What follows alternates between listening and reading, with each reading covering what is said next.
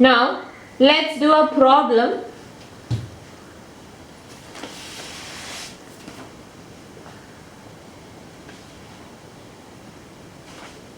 A masonry dam 6 meter high is 1.5 meter wide at top and 4.5 meter wide at the bottom with a vertical water face. Determine the normal stress at the toe and the heel for the reservoir at empty and reservoir full condition.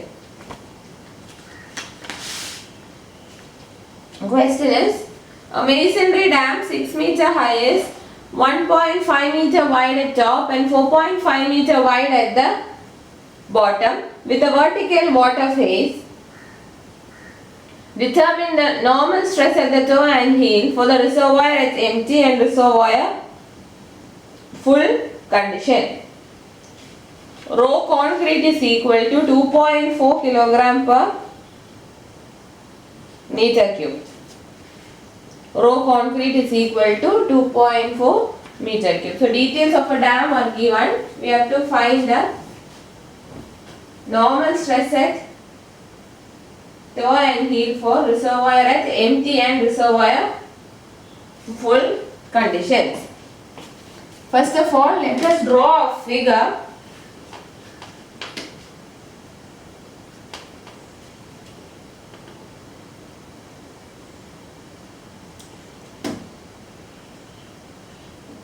Case 1,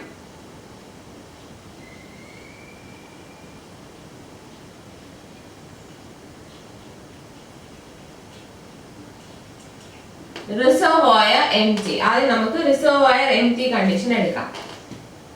A dam is 6 meter high, 1.5 meter wide at top, 4.5 meter bottom and vertical water face.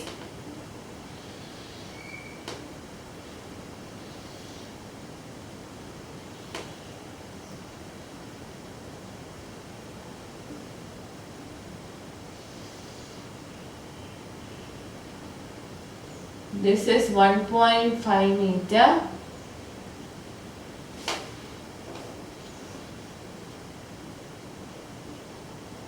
Bottom എന്ന് പറയുന്നത് 4.5 meter ആണ്.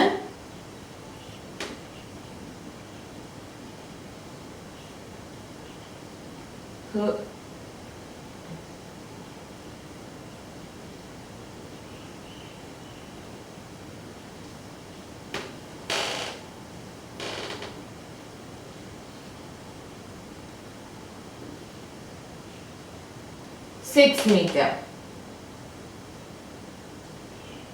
So when you are going to find out the forces acting on a dam, you divide the dam section into different sections of rectangular and triangular shapes. നമ്മൾ ചെറിയ ചെറിയ triangular and rectangular sections ആയിട്ട് divide ചെയ്തിട്ടാണ് കണ്ടുപിടിക്കുന്നത്.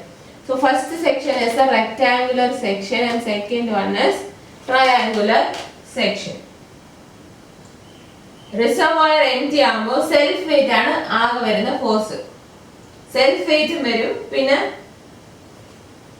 ഇവിടെ earthquake-ന്റെ കാര്യമൊന്നും പറഞ്ഞിട്ടില്ല. Water ഇല്ലാത്തതുകൊണ്ട് വാട്ടർ കാരണം ഉണ്ടാകുന്ന ഫോഴ്സസും ഇല്ല. അപ്പോൾ reservoir empty conditions-ൽ the only force acting will be self weight of the dam. Self weight എത്രയായിരിക്കും? Weight of section 1 plus weight of section 2. Self weight എന്ന് പറയുന്നത് weight of section 1 plus weight of section 2. W1 plus W2. ഇനി W1 എങ്ങനെയായിരിക്കും? We are analyzing dam for unit meter length. നമ്മൾ unit metre ലെങ്തിനാണ് കണ്ടുപിടിക്കുന്നത്. അപ്പോൾ length of dam 1 എന്ന് എടുത്താൽ മതി. W1 will be ആദ്യത്തെ സെക്ഷന്റെ area 1.5 into 6 into density of concrete, that is 2.4 into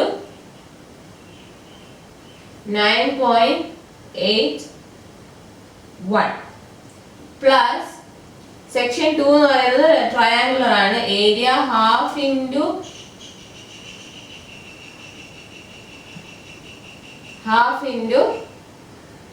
ഇത് എത്രയാ? 3 meter. Half into base into height into density of concrete. ഇവിടെ ലെങ്തും കൂടെ വരണം, കാരണം വോളിയം ഇൻറ്റു ഡെൻസിറ്റി ചെയ്യുമ്പോഴാണ്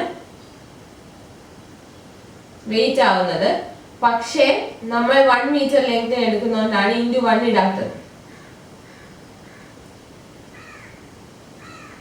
So when you calculate, you will get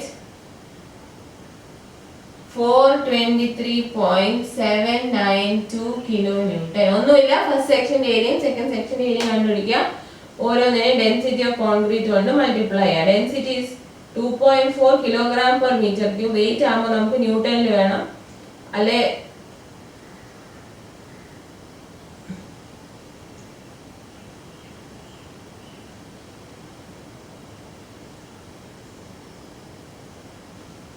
So 423.792 kilonewton.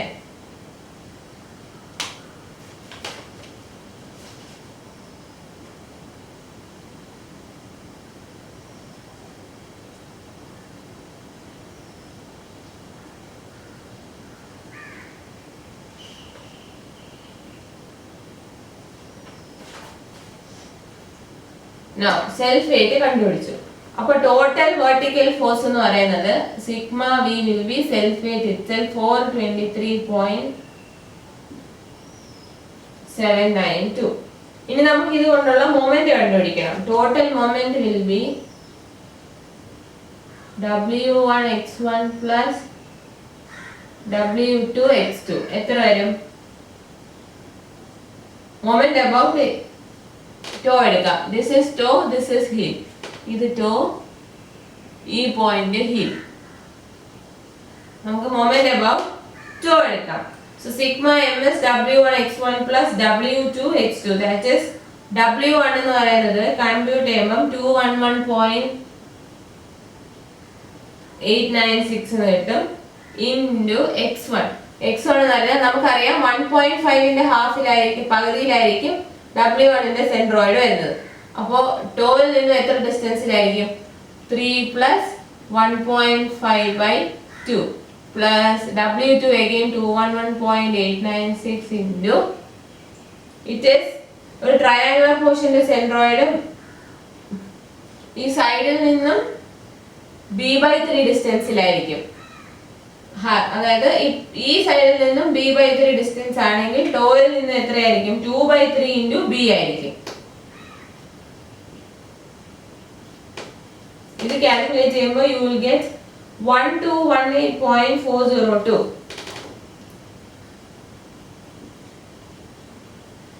Kilo newton metre. ഇവിടെ രണ്ട് force നമ്മൾ എടുത്തല്ലോ, രണ്ട് വെയിറ്റ് എടുത്തു, W1 W2. അത് ആഡ് ചെയ്തപ്പോൾ സെൽഫ് വെയിറ്റ് കിട്ടി. ഈ വെയിറ്റ് ഏത് ഡയറക്ഷനിലായിരിക്കും? Acting downwards. Weight will be acting downwards. അതുപോലെ മൊമെന്റ് എങ്ങനെയായിരിക്കും? മൊമെന്റ് അബൌട്ട് ടോ എടുക്കുമ്പോൾ first moment anticlockwise, second മൊമെന്റും ആന്റി ക്ലോക്ക് വൈസ്. അപ്പോൾ മൊമെന്റിന്റെ ഡയറക്ഷൻ ആന്റി ക്ലോക്ക് വൈസ്. നിങ്ങൾ എടുക്കുന്ന ഫോഴ്സിന്റെയും മൊമെന്റിന്റെയും ഡയറക്ഷൻ കൂടി നിങ്ങൾ അറിഞ്ഞിരിക്കണം. മാർക്ക് ചെയ്യുന്നത് നല്ലതാണ്. Sigma m is given by W1x1 plus W2x2, where x1 x2 are the lever arms. നമുക്ക് സിഗ്മ m കിട്ടി. അപ്പോൾ ഈ x bar എത്രയായിരിക്കും? Sigma m divided by sigma v. Total lever arm എത്രയാണെന്ന് നോക്കാം. That is 1218.408 divided by 423.792. 420 divided by sigma m divided by sigma v. ഇപ്പോൾ കണ്ടുപിടിച്ചല്ലോ അത് 2.875 metre. ഇനി നമുക്ക് എക്സെൻട്രിസിറ്റി E കണ്ടുപിടിക്കാം. E is given by B/2 minus x bar. Middle നിന്ന് എവിടെയാണെന്നാണ് നോക്കുന്നത്. That is 4.5/2 minus 2.875. നമ്മളിവിടെ മൊമെന്റ് ഒക്കെ എടുത്തത് about ടോ ആണ്. അത് വെച്ചിട്ടാണ് നമ്മൾ കാൽക്കുലേഷൻ ചെയ്തത്. So E is B/2 minus x bar, that is 4.5/2 minus 2.875 minus 0.625. 5 meter. നമ്മൾ ടോയിൽ നിന്നുള്ള ഡിസ്റ്റൻസ് ആയിരുന്നു എടുത്തിരുന്നത്. b/2 minus X bar eccentricity കണ്ടുപിടിച്ചപ്പോൾ നെഗറ്റീവ് വന്നു. നെഗറ്റീവ് വന്ന അതിന്റെ അർത്ഥം അതായത് ഇവിടെയാണ് സെന്റർ എങ്കിൽ സെന്ററിൽ നിന്നും ഈ സൈഡിലായിരിക്കും 0.625 വരുന്നത്. അതായത് റിസൾട്ടന്റ് ഇസ് ടുവേർഡ്സ് ഹീൽ. നമ്മൾ മൊമെന്റ് ഒക്കെ എടുത്തത് അബൌട്ട് ടോ ആയിരുന്നു. പക്ഷെ ഇവിടെ ഈ നെഗറ്റീവ് കിട്ടിയ അതിന്റെ അർത്ഥം റിസൾട്ടന്റ് മിഡിലിൽ നിന്നും ഹീലിന്റെ സൈഡിലോട്ട് 0.625 മീറ്റർ ആണെന്നാണ് പറയുന്നത്. ഇനി നമുക്ക് കണ്ടുപിടിക്കേണ്ടത് നോർമൽ സ്ട്രെസ്. നോർമൽ സ്ട്രെസ്സിന്റെ ഫോർമുല എന്താ? Normal stress is found out or given by the formula P is equal to sigma V by B 1 plus or minus 6C by B. Usually ടോയിൽ നമ്മൾ 1 പ്ലസും ഹീലിൽ 1 മൈനസും ആയിട്ടാണ് എടുക്കുന്നത്. So P toe is equal to 423.792 divided by B, base width 4.5 into 1 plus എപ്പോഴും 1 plus വരുന്ന ചോദിക്കും minus വരുന്ന ഹീലിന് എടുക്കുക. Eccentricity സൈനോട് കൂടി സബ്സ്റ്റിറ്റ്യൂട്ട് ചെയ്യണം. Listen here, when you are finding out the normal stress, formula is sigma V by B 1 plus or minus 6C by B. 1 പ്ലസും ഉണ്ട് 1 മൈനസും ഉണ്ട്. നമ്മൾ ടോയ്ക്ക് പ്ലസും കൊടുക്കുക, ഹീലിന് മൈനസും കൊടുത്ത് വേണം ചെയ്യാൻ. And substitute the value of E with sign. So 6 into minus 0.625 divided by 4.5. അതുപോലെ P heel will be 423.792 divided by 4.5 into 1 minus 6 into 0.625 divided by 4.5. Now just calculate. P tau will be 15.696.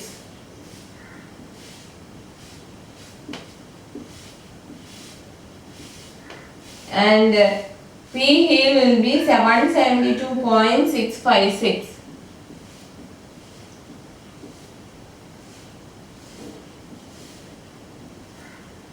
Formula എഴുതിയപ്പോഴും എഴുതിയത് P ടോയ്ക്ക് 1 plus ഇട്ടിട്ടും P ഹീലിന് 1 minus ഇട്ടിട്ടുമാണ് ചെയ്തത്. അങ്ങനെ തന്നെ ചെയ്യുക. അതിന്റെ കൂടെ എക്സെൻട്രിസിറ്റിക്ക് negative sign ഉണ്ടെങ്കിൽ negative സൈനും കൂടെ ചേർത്ത് വേണം മൾട്ടിപ്ലൈ ചെയ്യാൻ. In normal case, the resultant will be acting closer to the toe. അതായത് വാട്ടർ കൊള്ളപ്പോൾ സാധാരണ റിസൾട്ടന്റ് ക്ലോസർ ടു ടോ ആണെങ്കിൽ ഈ വാല്യൂ നിങ്ങൾക്ക് പോസിറ്റീവ് ആയിട്ട് കിട്ടും. മിഡിലിൽ നിന്നും ടുവേർഡ്സ് റൈറ്റ് അത്രയും ഡിസ്റ്റൻസിലായിരിക്കും. അപ്പോൾ സാധാരണ വാട്ടർ കൊള്ള കേസിൽ പി ടോ എടുക്കുമ്പോൾ അത് കൂടുതൽ വാല്യൂ, പി ഹീൽ ചെറിയ വാല്യൂ. ഇവിടെ നോക്കിക്കേ, when you compare the normal stress values, you can see that normal stress at heel is greater than normal stress at toe, which means resultant is acting closer to the heel. Resultant is acting at a distance 0.625 from the base towards heel, from the middle towards heel. Middle നിന്നും 0.625 meter towards heel ലാണ് എന്ത് act ചെയ്യുന്നത്? resultant. And normal stress is greater at the heel and lesser at toe since resultant is acting closer to the heel. അപ്പോൾ നമ്മൾ first condition ചെയ്തു, that is reservoir empty condition. Now second condition, that is reservoir full.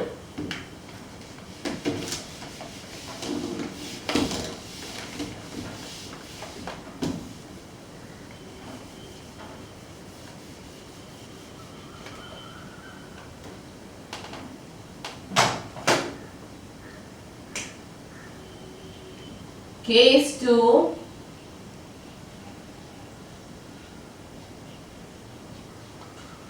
2, reservoir full. അപ്പോൾ ഇവിടെ വെള്ളമുണ്ട്. Reservoir full ആകുമ്പോൾ ഏതൊക്കെ forces ആണ് act ചെയ്യുന്നത്? ഫസ്റ്റ് സെൽഫ് വെയിറ്റ് ഇറ്റ്സെൽഫ്, പിന്നെ വാട്ടർ പ്രഷർ വരും അപ്സ്ട്രീം ഫേസിൽ. ഡൗൺ സ്ട്രീമിൽ വാട്ടർ ഉണ്ടെന്ന് പറയുന്നില്ല, അപ്പൊ നമ്മൾ അത് ടെയിൽ വാട്ടർ കൺസിഡർ ചെയ്യണ്ട. റിസർവോയർ ഫുൾ ആകുമ്പോൾ സെൽഫ് വെയിറ്റ് ഉണ്ടാവുന്നു, വാട്ടർ പ്രഷർ ഉണ്ടാവുന്നു. വാട്ടർ ഉള്ളതുകൊണ്ട് തന്നെ താഴെ അപ്ലിഫ്റ്റും വരും. വാട്ടർ പ്രഷറിന്റെ ഡിസ്ട്രിബ്യൂഷൻ എന്ന് പറയുന്നത് എങ്ങനെയാ? ഹൈഡ്രോസ്റ്റാറ്റിക് ഡിസ്ട്രിബ്യൂഷൻ ആയിരിക്കും.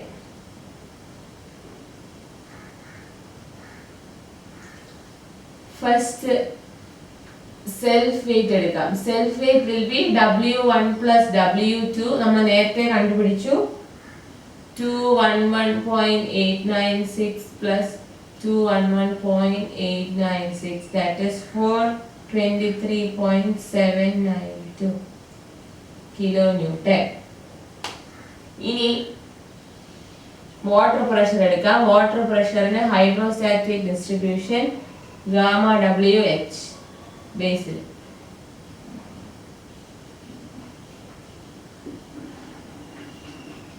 ഇങ്ങനെ വരുന്നു water pressure. So water pressure total എടുക്കുമ്പോൾ ബേസിലുള്ളത് gamma WH, total water pressure എത്രയായിരിക്കും? Area of the triangular distribution എത്രയാ? Half gamma WH square, that is half into 9.81. Gamma W in kilonewton per meter cube into h square, that is 6 square. അത് calculate ചെയ്യുമ്പോൾ 176.58 kilonewton. Now self weight ഏത് direction? Downward. Water pressure towards right acting. Horizontal force and it will be acting towards right. Then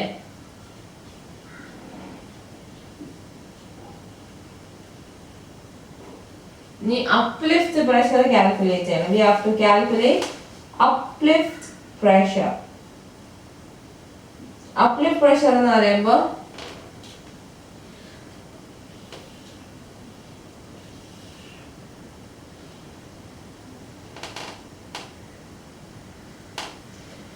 ഇവിടെ tail water ഇല്ലാത്തത് കൊണ്ട് നമുക്ക് ഈ സൈഡിൽ വരുന്നില്ല.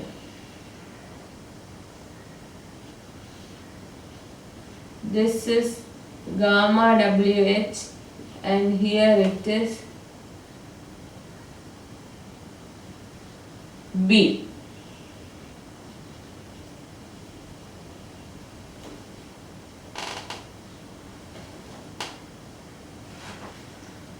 Acting upwards.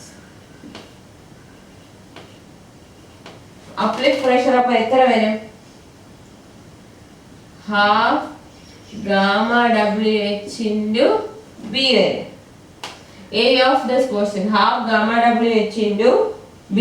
അവിടെ ഡൗൺ സ്ട്രീമിൽ വാട്ടർ ഉണ്ടായിരുന്നുണ്ടെങ്കിൽ ട്രപ്പീസോയിഡൽ ആയിട്ട് വരും. അപ്പോൾ രണ്ടായിട്ട് ഡിവൈഡ് ചെയ്ത് ചെയ്യണം.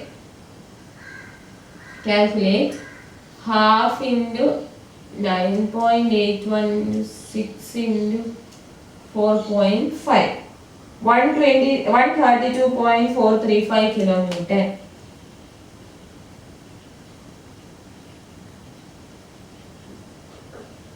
Acting upwards. Now, what is the total vertical force? Sigma V എന്ന് പറയുന്നത് downward act ചെയ്യുന്ന ഇത് plus upward act ചെയ്യുന്ന ഈ force. 423.792 minus 132.435, 291.357 kilonewton.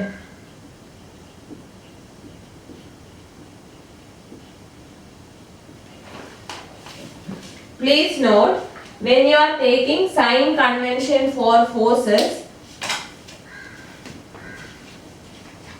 നിങ്ങൾക്ക് നിങ്ങളുടെ ഇഷ്ടം പോലെ എടുക്കാം, പ്രോപ്പർ സൈൻ കൊടുക്കണമെന്നേ ഉള്ളൂ. That is if you are taking downward forces as positive, make upward forces negative or vice versa and follow the same convention through out.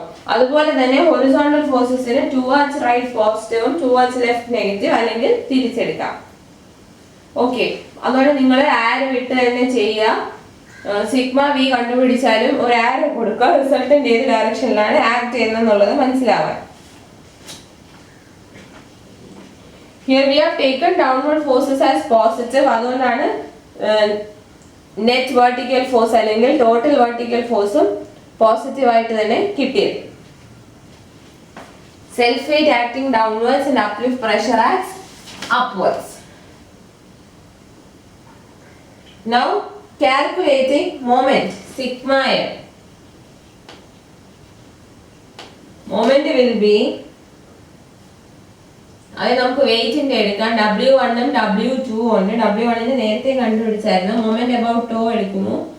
211.896 into 3 plus 1.5 by 2 plus നമ്മുടെ anticlockwise moments positive ആയിട്ട് എടുക്കുന്നു. We are taking anti-clockwise moments positive.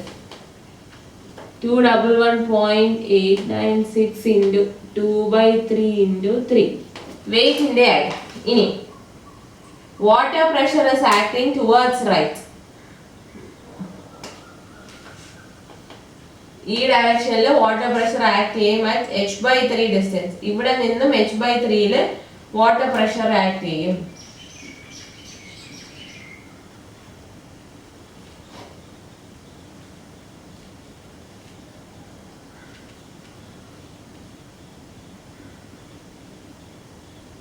half gamma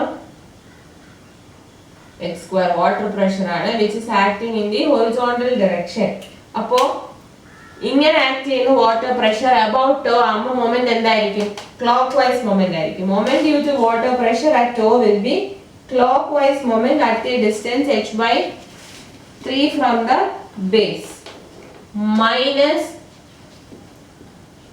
176.58 into 6/3. Then uplift pressure is a vertical force acting upwards. അതും എങ്ങനെയായിരിക്കും?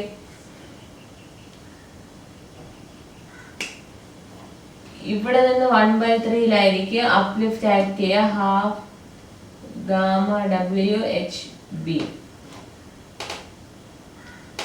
ഈ അറ്റത്ത് നിന്ന് 1/3 ഡിസ്റ്റൻസിലായിരിക്കും. അപ്പോൾ ടോയിൽ നിന്നും 2/3 ഡിസ്റ്റൻസിലായിരിക്കും. ഇത് അപ്വേർഡ് ഫോഴ്സ് ആയതുകൊണ്ട് അപ്ലിഫ്റ്റ് കൊണ്ടുണ്ടാകുന്ന മൊമെന്റ്, ടോയിൽ വരുന്ന മൊമെന്റ് uplift ഈ ഡയറക്ഷനിൽ uplift is acting upwards, toe is here.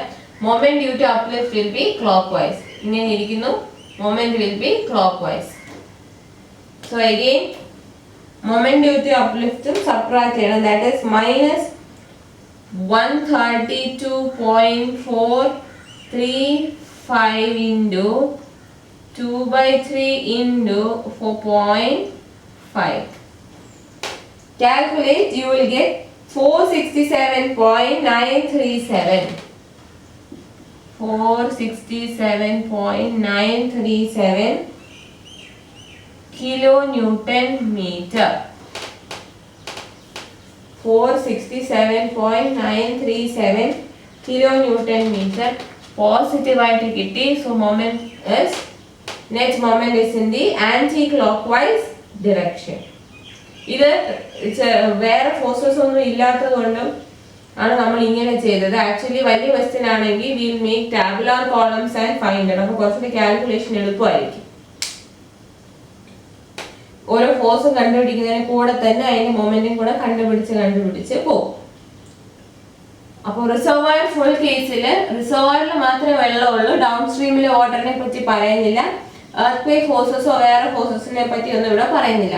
Reservoir full കണ്ടീഷനിൽ വരുന്നത് self weight, water pressure, uplift pressure. Self weight നമ്മൾ എംടിയിൽ കണ്ടുപിടിച്ച പോലെയാണ് റിസർവോയർ ഫുള്ളിനും കണ്ടുപിടിച്ചത്. Same value, same moments. ഓരോ നമ്മൾ അതിനെ രണ്ട് ട്രയാങ്കുലർ സെക്ഷൻ, രണ്ട് സെക്ഷനെ ഡിവൈഡ് ചെയ്തു. 1 റെക്ടാങ്കുലർ 1 ട്രയാങ്കുലർ. രണ്ടിന്റെയും വെയിറ്റ് കണ്ടുപിടിക്കുന്നു. W1 W2 രണ്ടും ആക്ടിങ് ഡൗൺവേർഡ്സ്. അപ്പോൾ മൊമെന്റ് അബൌട്ട് ടോ എടുക്കുമ്പോൾ സെൽഫ് വെയ്റ്റിന്റെ moment about toe will be anti clock vice moment. Then second force is water pressure. അപ്ലിഫ്റ്റിലുള്ള വാട്ടർ കോളം കൊണ്ടുണ്ടാകുന്ന, അപ്സ്ട്രീമിലുള്ള വാട്ടർ കോളം കൊണ്ടുണ്ടാകുന്ന water pressure. Hydrostatic pressure distribution. Total water pressure will be half gamma WH square acting at a distance h/3 from the base. അപ്പോൾ moment എടുക്കുമ്പോഴും moment about toe എടുക്കുമ്പോൾ അതെങ്ങനെയായിരിക്കും?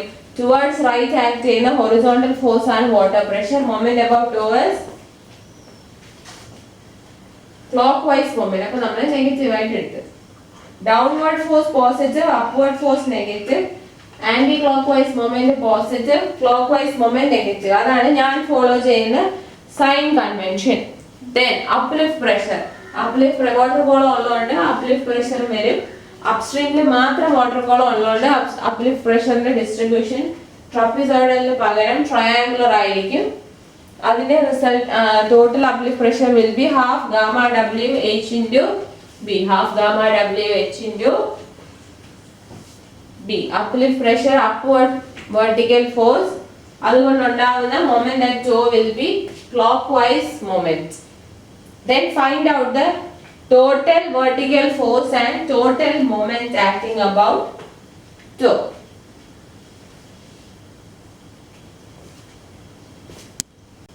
So നമ്മൾ moment വരെ കണ്ടുപിടിച്ചു. ഇനി നമുക്ക് കണ്ടുപിടിക്കാനുള്ളത് എന്താണ്? Now we have to find out normal stress. നമ്മൾ ആക്ച്വലി കണ്ടുപിടിക്കേണ്ടത് നോർമൽ സ്ട്രെസ് ആണ്.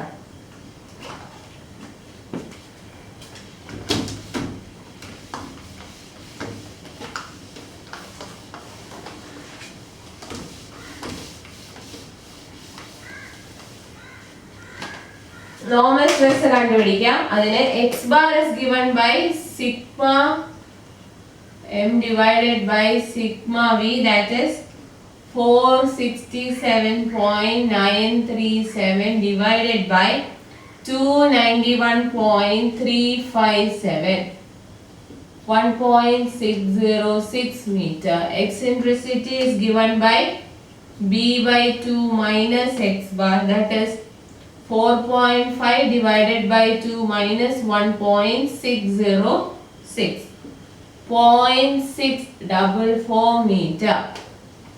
Then normal stress in the formula in the normal stress is given by the formula P is equal to sigma v by b 1 plus or minus 6c by b. So P tau will be, ഇവിടെ eccentricity positive വന്നു, അതായത് മിഡിലിൽ നിന്നും അത്രയും distance towards to തന്നെ ആയിരിക്കും resultant. P tau will be 291.357 divided by B is 4.5 into 1 plus 6 into 0.644 divided by 4.5. എത്ര വരും? 120.341 kilo newton per metre square. അതുപോലെ P heat will be 291.357 divided by 4.5 into 1 minus 6 into 0.644 divided by 4.5. 9.15 kilonewton per meter square.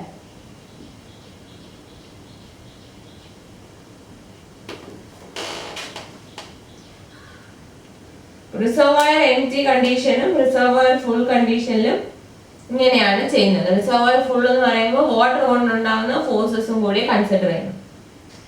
Procedure ഒക്കെ same.